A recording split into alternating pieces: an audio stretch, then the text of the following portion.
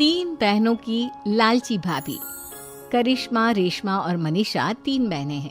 उनका एक भाई भी है, मयंक। मयंक अपनी बहनों को बहुत प्यार करता है, लेकिन मयंक की पत्नी सविता इस मामले में मयंक से बिल्कुल ही अलग है। वो अपनी ननदों का जितना बुरा कर सकती है उतना बुरा करती ही रहती है और अपनी ननदों पर हुक्म भी चलाती है। करिश्मा, करिश्मा, तुमने अभी तक नाश्ता नहीं बनाया? तुम्हारे भैया को ऑफिस जाने में देर हो रही है। हाँ भाभी, बस अभी बनाती हूँ। करिश्मा, तुम ये ढीलापन छोड़ दो। कल को पराये घर जाना है। वहाँ अगर तुम इस तरह से काम करोगी तो लोग क्या कहेंगे कि माँ ने और भाभी ने कुछ सिखाया नहीं। और तुम्हारी दोनों बहनें कहाँ हैं? रेशमा मार्केट गई है और मनीषा सो रही है। क्या? सुबह के 8 बज रहे हैं और ये महारानी अभी भी सो रही है? ये कहते हुए सविता अपनी सास दुर्गा देवी के पास जाती है। माँ जी, देख रही हो अपनी बेटियों के तौर तरीके?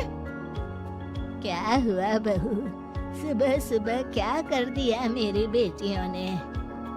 अरे एक तो अभी अभी उठकर किचन में गई है, दूसरी सुबह सुबह बाहर चली गई और तीसरी अभी तक सो रही है।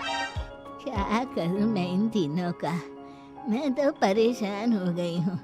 जा जाकर उठा उसे और रेशमा से मैं बात करती हूँ। सविता सीधा मनीषा के कमरे में जाती है और उससे कहती है, महारानी जल्दी उठो, सूरज सर पर आ गया है। भाभी थोड़ी देर और सोने दो ना, मैं रात को लेट सोई थी। वो क्या है ना, यूनिट टेस्ट चल रहे हैं। शराफत से उठती है या नहीं, या फिर पानी की भरी बाल्टी डालूं तेरे ऊपर? नहीं नहीं भाभी, मुझे बिस्तर में नहीं नहाना, उठती हूँ मैं। मनीषा जल्दी से उठकर बाथरूम में चली जाती है। सभी आराम से बैठकर नाश्ता कर रहे होते कि तभी रेशमा बाजार से हाथ में सामान लिए आ जाती है। रेशमा को देखते ही सविता उस पर बरस पड़ती है। लो, आ गई महारानी। ऐसा भी क्या सामान लाना था जो सुबह आंख मलते ही बाजार की तरफ रवाना हो गई? भाभी, कल आप ही तो चीख रही थी कि घर का सारा सामान मुझे ही लाना पड़ता है, घर में किसी को भी किसी काम से कोई लेना देना नहीं है। अब मैं बाजार जाकर सामान ले आई तो आपको इस बात से भी तकलीफ हो रही है? देख रही हो माँ जी, अपनी बेटी की जुबान कैंची से भी तेज चलती है। और मयंक, आप तो कुछ कहेंगे नहीं अपनी लाडली बहन को? रेशमा, अपनी भाभी से ऐसे बात नहीं करते। चलो माफी मांगो। भैया, मैं क्यों माफी मांगू? आप भाभी से बोलिए ना कि हम पर कम हुक्म चलाया करे। हम इस घर की बेटियां हैं और आपकी पत्नी की ननद है, नौकरानी नहीं। लो कर लो बात। इनकी भलाई के लिए कुछ भी बोलो तो इन्हें बुरा लग जाता है। इस घर में यही इज्जत है मेरी। देख लो माँ जी, आपकी बेटी किस लहजे में मुझसे बात कर रही है। सविता वहाँ से चली जाती है। मयंक को बहुत गुस्सा आता है, वो भी वहाँ से चला जाता है। फिर करिश्मा रेशमा को समझाती है। रेशमा, तुम्हें भाभी से माफी मांग लेनी चाहिए थी ना। लेकिन दीदी, मैंने कुछ किया ही नहीं तो मैं माफी क्यों मांगू? हाँ करिश्मा दीदी, रेशमा दीदी जैसे ही घर में आई भाभी ही उन पर चिल्ला रही थी। हाँ, मैं मानती हूँ कि गलती भाभी की थी। मैं तो इसलिए बोल रही हूँ कि भाभी ने माँ को तो पूरी तरह अपने वश में कर लिया है। वो हमारी बात सुनती ही नहीं। मयंक भैया हमारे लिए हमेशा खड़े रहते हैं, इसलिए उनकी बात का मान तो तुम्हें रखना चाहिए था ना। कोई फायदा नहीं दीदी, कुछ दिनों की बात और है, भाभी उन्हें भी हमारे खिलाफ भड़का देंगी। फिर वो भी माँ की तरह हमारी किसी बात का विश्वास नहीं करेंगे। इसी तरह सविता अपनी तीनों ननदों को किसी न किसी बात पर परेशान करती रहती थी। एक दिन मयंक अपनी तीनों बहनों के लिए गिफ्ट लाया। क्या रेशमा, ये तुम्हारे लिए हार का सेट। रेशमा, तुम्हारे लिए सुंदर सी ड्रेस। और मनीषा, तुम्हें किताबें पसंद है ना, तुम्हारे लिए किताबें लाया हूँ। थैंक यू भैया। थैंक यू भैया। थैंक यू भैया। करिश्मा, तुम्हारा नेकलेस कितना सुंदर है।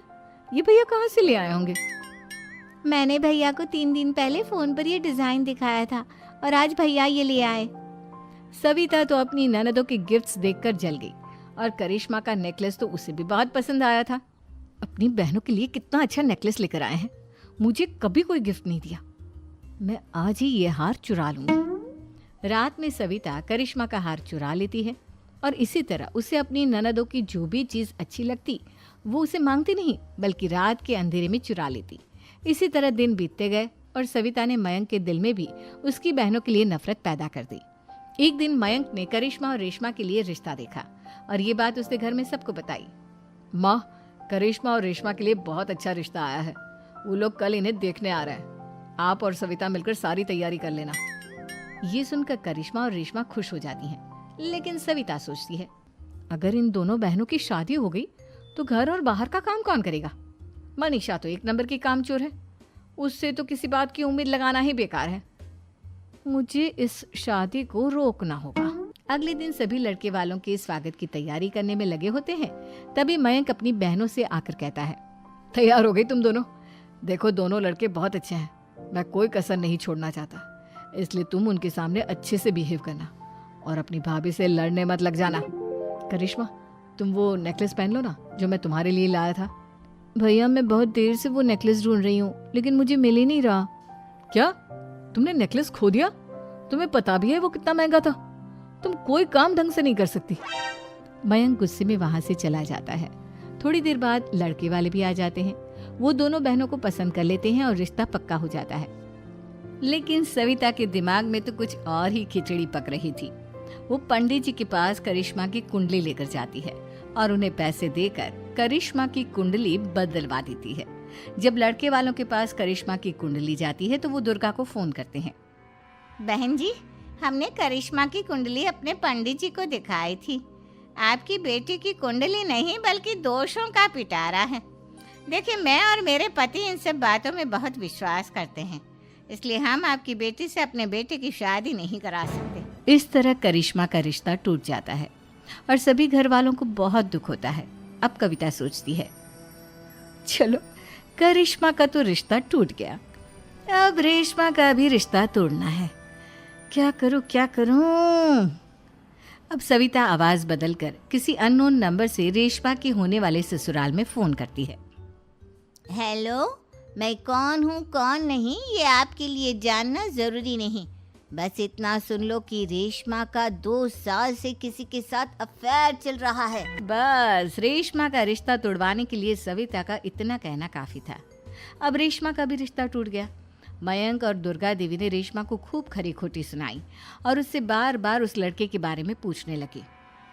आप दोनों मुझे क्यों परेशान कर रहे हो? अरे कोई लड़का होगा मेरी लाइफ में तो मैं बताऊंगी ना, जब कोई है ही नहीं तो कहाँ से लाऊं मैं कोई लड़का? तो तेरे होने वाले ससुराल वालों को फोन किसने किया था? माँ मैं नहीं जानती किसने फोन किया था, मैं सच कह रही हूँ। मैं तो पहले ही कह रही थी इसकी लगाम खींच कर रखो, लेकिन मेरी सुनता ही कौन है। आप चुप रहिए भाभी, ये सब आपका ही किया धरा है। अब तीनों बहनों को विश्वास हो जाता है कि ये सब उनकी भाभी ही कर रही है। तीनों बहनें अपनी भाभी को सबक सिखाने के लिए एक वकील कर लेती है और घर में हिस्सा मांगना। देखो भैया, माँ बाप की जायदाद में जितना बेटों का हक होता है उतना ही बेटियों का, इसलिए इस घर के 4 हिस्से होंगे और हमें अपना हिस्सा चाहिए।